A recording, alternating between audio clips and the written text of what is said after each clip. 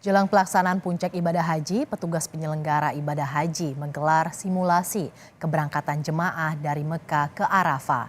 Jumat kemarin, para petugas haji mengecek jalur yang akan dilalui oleh jemaah, termasuk sejumlah fasilitas di Arafah hingga Mina yang akan digunakan jemaah saat puncak haji 1444 Hijriah. Total ada 70 maktab atau area yang akan diisi tenda-tenda jemaah di Arafah.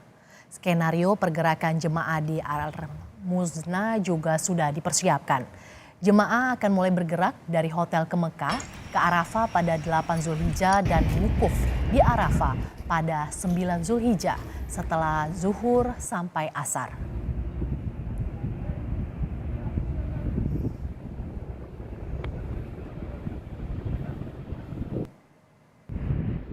Karena maktab di kita yang diisi oleh jamaah Indonesia maktab 1 sampai dengan maktab 71 kecuali maktab 19. Jadi semua jumlah maktab ada 70. Nah, dari 70 maktab inilah mulai jalan 902 sampai jalan 910 ini akan diisi tenda-tenda jamaah haji Indonesia. Nah, seperti ini posisinya sekarang ini berada di maktab 8 yang merupakan misi haji. Untuk mengetahui persiapan jelang puncak ibadah haji, kita sapa jurnalis Kompas TV Abel Insani yang saat ini berada di Mekah, Arab Saudi. Assalamualaikum Abel, puncak ibadah haji tinggal menghitung hari. Selain maktab, fasilitas apa lagi yang dilengkapi oleh petugas jelang puncak haji, Abel? Iya, selamat pagi waktu Arab Saudi, Mercy dan juga saudara. Memang untuk saat ini dari petugas terus melakukan koordinasi dengan beberapa pihak terkait dengan jelang Armusna yang memang tinggal menghitung hari, Mercy dan juga saudara. Nantinya akan ada tim khusus yang dibentuk untuk ditempatkan pada 3 tempat di Armusna, yakni Arafah, Musdalifah, dan juga Mina. Jadi nanti di setiap tempat ini akan ada satgas khusus begitu ya. Dan nanti di dalam satgas itu akan ada sekitar 11 ad hoc. Dari 11 ad hoc ini nanti akan menangani 7 sampai 9 maktab, dan di satu maktab ini akan ada 7 kloter. Artinya insya Allah akan ada banyak petugas yang standby pada saat puncak haji ini berlangsung.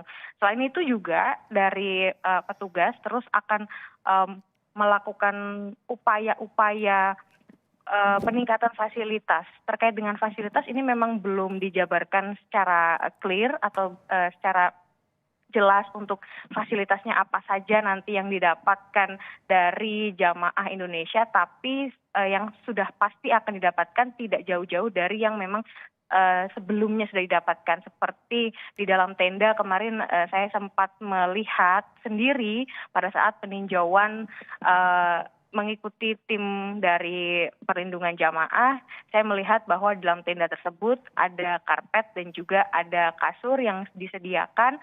Nantinya kasur-kasur ini akan ditata sedemikian rupa agar jamaah di dalam tenda bisa lebih nyaman dan juga bisa lebih khusyuk dalam melakukan doa begitu. Tetapi selain itu juga di dalam tenda ada AC dan juga listrik yang juga disediakan. Ini karena mengingat cuaca di Arab Saudi apalagi menjelang puncak haji ini cuacanya terus meningkat begitu ya, bisa sampai 45 derajat Celcius sehingga AC ini diantisipasi agar jamaah tidak merasa kepanasan, karena ketika merasa kepanasan maka mereka akan berpotensi untuk lebih merasa kelelahan begitu. Nah, ini juga mencegah dari hal-hal tersebut.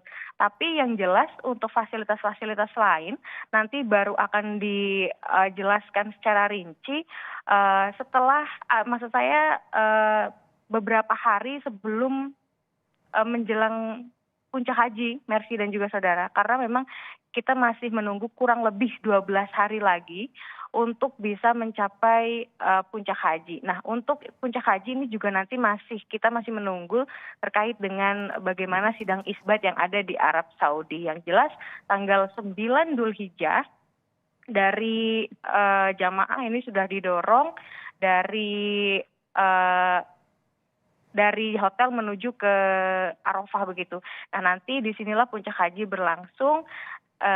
Diharapkan jamaah terus menjaga kesehatan, mengingat seperti yang tadi saya katakan tadi bahwa saat ini udara atau cuaca di Arab Saudi panas, begitu juga dengan ibadah haji yang merupakan ibadah fisik, sehingga dari jamaah terus dihimbau untuk bisa menjaga kesehatan, terlebih lansia, Mercy, karena untuk saat ini saja dari kuota normal 228.000, 67.000-nya atau sekitar 30% ini adalah lansia, dan Indonesia memiliki kuota tambahan sebanyak 8.000.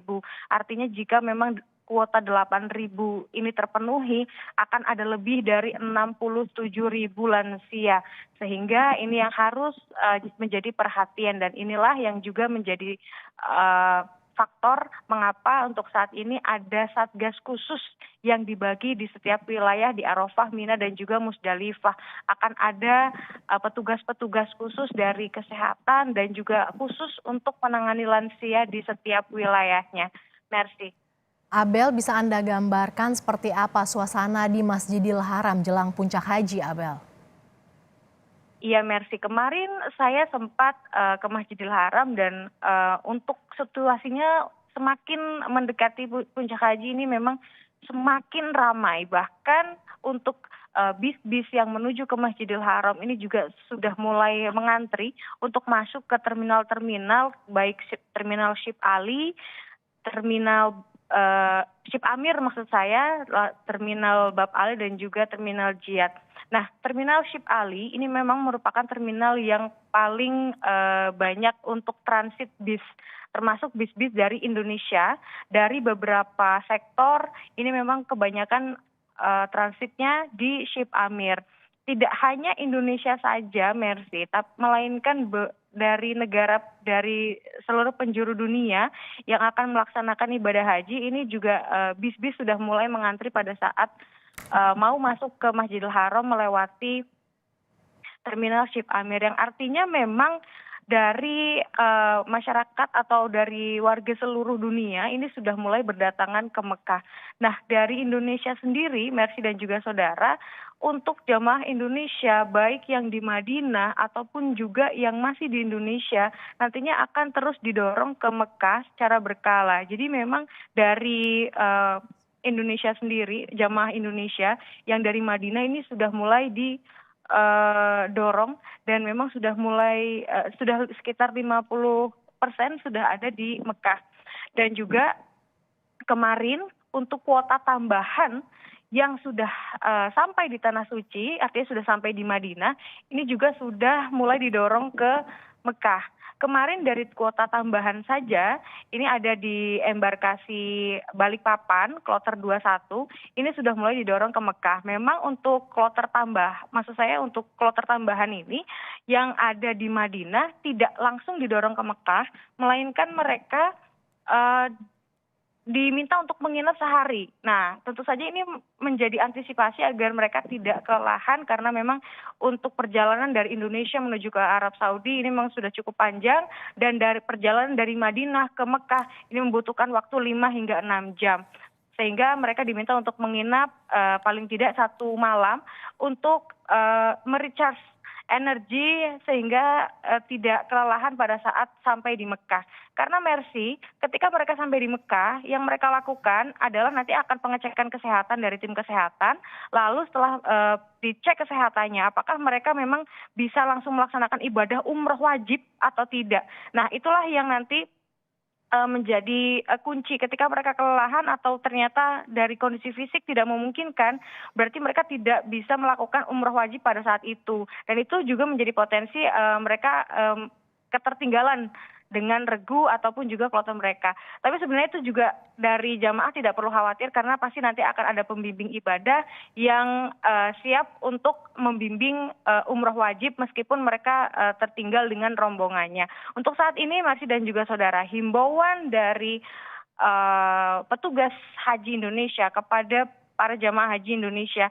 Ini terus dilakukan. Untuk saat ini Mekah sudah mulai ramai dan padat, jalanan juga sudah mulai macet, tapi cuaca ini terus naik, artinya yang biasanya 42, 43, saat ini sudah 45, 46 pada siang hari, yang tentu saja ini bisa menguras energi dan juga bisa berpotensi kelelahan kepada lansia, sehingga terus dihimbau agar bisa minum air putih secara berkala, Baik, Abel. beristirahat, dan juga tidak memaksakan diri untuk melakukan ibadah-ibadah sunnah sehingga pada saat puncak haji nanti mereka fisiknya tetap fit dan tidak drop. Merci. Oke, baik Abel, jemaah haji mulai padati Masjidil Haram jelang puncak haji. Terima kasih jurnalis Kompas TV Abel Insani yang melaporkan langsung dari Mekah, Arab Saudi.